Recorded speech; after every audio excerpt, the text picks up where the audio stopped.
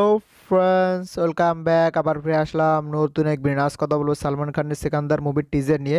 এই মুভির টিজারটা রিলিজ পেয়ে গেছে, আপনারা তো অনেকে দেখে ফেলেছেন। আপনাদের কাছে কেমন লাগলো অবশ্যই কমেন্টে মতামত জানিয়ে যাবেন। আমার কাছে কেমন লাগলো আমার ওপিনিয়ন আমি শেয়ার করতে চলে এলাম। তা জানতে হলে ভিডিও শেষ পর্যন্ত দেখতে হবে। অল্পটি দেখে চলে গেলে অবশ্যই জানতে পারবেন না টিজারটা আমার কাছে কেমন লাগলো। তো চলুন ভিডিওটি শুরু করা যাক। সালমান খান কিন্তু ইদানিং কেমিওর পর কেমিও করে যাচ্ছিল। কিছু কেমিও ভালো হচ্ছিল, কিছু কেমিও খারাপ হচ্ছিল। তার মধ্যে জঘন্য কেমিও হয়েছিল সিঙ্গাম 3, সেটা আমার কাছে খুব জঘন্য লেগেছে। কেমিটা এমনকি কারো কাছে কেমিও ভালো লাগে না, আমি দেখলাম।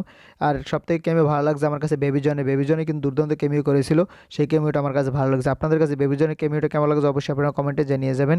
এমনকি সালমান খানকে দেখা যাচ্ছে এই সেকান্দার মুভির জন্য নিজেকে পুরোপুরি উৎসর্গ করে দিয়েছে, সেটা বোঝা যাচ্ছে। এই টিজার আমরা যা দেখতে পেয়েছি তা হয়তো মুভির ভিতরে দেখতে পাবো না। সালমান খানের জন্মদিন উপলক্ষে এই টিজারটা লঞ্চ করা হয়েছে। এই টিজার যেই দৃশ্যগুলো দেখানো হয়েছে সেটা হয়তো মুভির ভিতরে থাকবে না। এই মুভির টাইটেল অ্যানাউন্সমেন্ট টিজারে বললে ভালো হতো, টিজার না বলে। মনে হচ্ছে বিগ বসের সেটে এই টিজারটা শুট করা হয়েছে। সালমান খান হেঁটে আসে, তার পিছন থেকে ক্যামেরা শুট করা হয়েছে। এমনকি যে অ্যাকশন সিনগুলো দেখানো হয়েছে সেখানে কিন্তু সালমান খানকে কমই দেখানো হয়েছে, স্টান্টম্যান দিয়ে কিন্তু পুরোপুরি অ্যাকশন সিনগুলো করানো হয়েছে। এমনকি সালমান খান লুকের ভিতরে কোনো পরিবর্তন নাই। বিগ বসে আমরা যেরকম তাকে দেখতে পাই সেরকমই দেখা যাচ্ছে। এমনকি টাইগার 3-তেও তাকে যেরকম দেখতে পাই সেরকম দেখা যাচ্ছে। তার লুকের ভিতরে তেমন পরিবর্তন আসেনি। পরিবর্তনটা আনা দরকার ছিল, আপনি অ্যাকশনটা আরও হাই লেভেলে করা দরকার ছিল, তখন কিন্তু দর্শকের চাহিদা আরও বেড়ে যেত। এখন টিজারটা খারাপ হয় সেটা বলবো না, টিজারটা মোটামুটি অ্যাভারেজ হয়েছে। কিন্তু যদি পরিবর্তন হতো, লুক এমনকি অ্যাকশনটা আরও হাই লেভেল করতো, তখনই দর্শকের আরও চাহিদা বেড়ে যেত।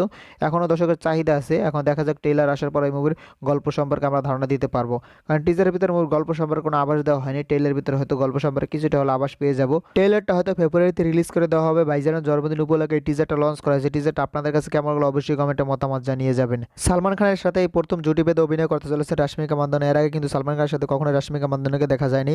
তাদের কেমিস্ট্রি কেমন হতে পারে সেটা হয়তো আমরা ট্রেলার আসলেই বলতে পারবো। কারণ ট্রেলারে তো রাশমিকা মান্দানাকে অবশ্যই দেখানো হবে। টিজার দেখানো হয়নি, যেহেতু সালমান খানের জন্মদিন উপলক্ষে টিজারটা লঞ্চ করা হয়েছে। শুধু সালমান খানকে দেখানোর জন্যই এই টিজারটা লঞ্চ করা হয়েছে।